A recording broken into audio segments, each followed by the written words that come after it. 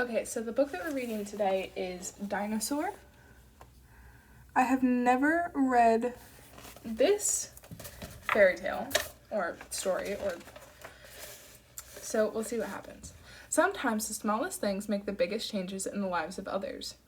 Story done. Correct.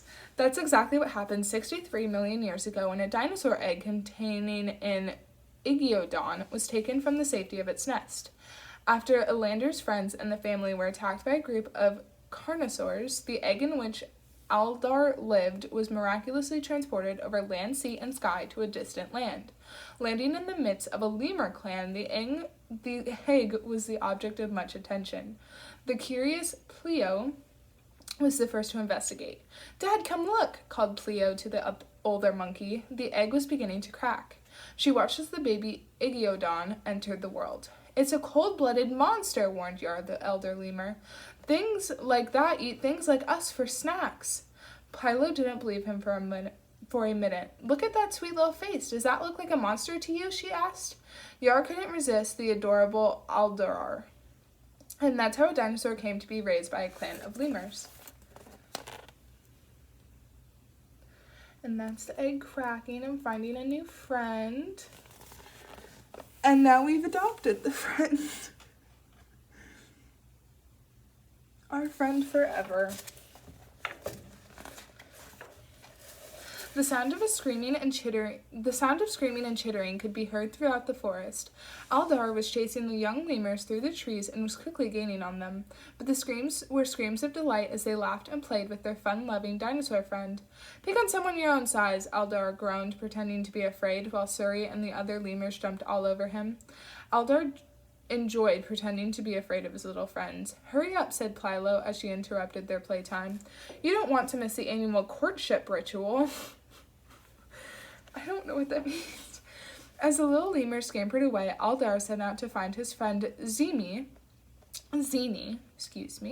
one of the eligible bachelors. Ooh. Swinging from vines high in the ritual tree, everyone seemed to have found the perfect match. Everyone, that is, except poor Zini. "Don't worry, Aldar," said Aldar. "You'll find someone next year." As Zini walked away, Pilo gave Aldar a hug. Zini wasn't the only bachelor left in the clan. Aldar was a lone dinosaur in a family of lemurs. Pilo longed for Aldar to meet someone of his kind as well. "Oh, Aldar, if only there were someone on the island for you," she sighed. "Come on, Pilo," responded Aldar. "What more could I want?" Oh, he's just so happy being alive and having friends. He's so sweet. Hiss. Aldar and Pilo looked upward. Something strange was happening. Birds squawked overhead, and the lemurs chittered wildly as a meteor shower began. They had never seen anything like it. "Something is wrong," warned Yar, sniffing the air. The rumbling sounds were growing louder and louder. "Where's Suri?" asked Pilo, desperately looking around for her child. At that moment, they saw a huge fireball hit the earth. The force of the impact was so great that it caused a tidal wave, which was rolling toward them faster and faster. "Run, Aldar, run!" Pilo cried from Aldar's back as the dinosaur ran toward the trees to find her little Suri. Aldar ran as fast as he could, carrying his lemur friend to safety. When they reached the cliff, they took a deep breath and jumped into the water below. Aldar and the lemurs swam to the surface and clung to each other until they were safely on dry land. Exhausted, they looked back. Their island had been destroyed. "Come on," Aldar said. "We can't stay here." So they began to move, uncertain about their destination, but knowing they must find a new place to live. They didn't know what had happened, but they knew that things would never be the same. Uh-oh. I wonder what took him into the sky and just made him stay there. They walked for miles and miles. Eventually they came across a herd of various dinosaurs who were on a journey of their own. The herd was headed to the nesting grounds. The leader of the herd was an Igiodon named Kron. He was a tough dinosaur who pushed the herd on relentlessly. Kron had a sister. Her name was Nira, and Aldar thought she was beautiful. "Keep those legs moving or you get left behind," cautioned a feisty stereosaur named Emma. Also in the group was an elderly brachiosaur named Baleen, who had a difficult time keeping up with the herd. They struggled to keep going as they crossed the desert. Suddenly, Emma cried, "The lake is over the hill! We made it!" But looking over the hill, they were shocked to see the lake was dry. Fortunately, Aldar made a discovery. When Baleen pressed her humongous foot into the sand, water sprang up from underground. Aldar made sure that the young dinosaur got plenty of water to drink. That's cute. Gotta make sure the young ones are fed first, you know? And then there's the young, oh, that is a really baby dinosaur. I was not looking at, I always look at the pictures when I'm showing you guys, so I forget what some of them look like. As they continued on their journey, the dinosaurs kept a careful watch for the dangerous carnivores lurking in the area. "Move," ordered Kron. "What's wrong? Why are we moving?" asked Aldar. "It's the carnivores. They've got a mouthful of teeth and a very bad attitude," replied Emma as they fell further behind the rest of the herd. Aldar sighed.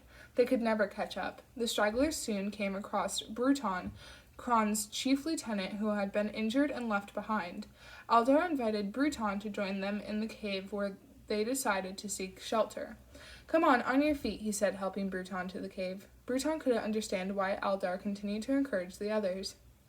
"Why is he pushing them on with false hope?" he asked Plilo. "It's hope that hasn't gotten us far," she replied. It's hope that has gotten us this far," she replied. Outside, the carnivores picked up the scent. When they attacked, Bruton bravely held them off so that Aldar and the others could escape. Running through the cave, Aldar refused to give up, until they met a dead end. "I guess we're not meant to survive," he sighed. "Shame on you," said Baleen as she kicked the wall of rocks. "I'm not dying here." When the others joined in, they broke through. They strode out of the cave and into the glorious sunlight of the nesting grounds. That is beautiful.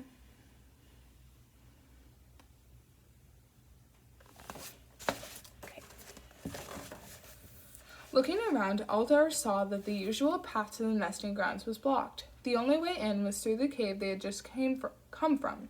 Aldar retraced his steps and soon found the herd again. "The carnivores are coming," he replied. "Follow me. There's a safer way to the nesting grounds." Kron, furious that his leadership might be questioned, attacked Aldar. Fortunately, Nira came to Aldar's rescue. Nira's faith in Aldar was enough for the rest of the herd, and they turned to follow him. Suddenly, however, they were face to face with a carnotaur. Aldar stood his ground, and the rest of the herd rallied behind him. Their attacker backed down. Then, without warning, the carnotaur ran up the steep rocks to attack Kron. Aldar and Nira ran fearlessly at the carnotaur. Their efforts proved valiant as they defeated the evil beast, even though they were unable to save Kron. They were safe now. The herd gladly followed Aldar to the nesting grounds.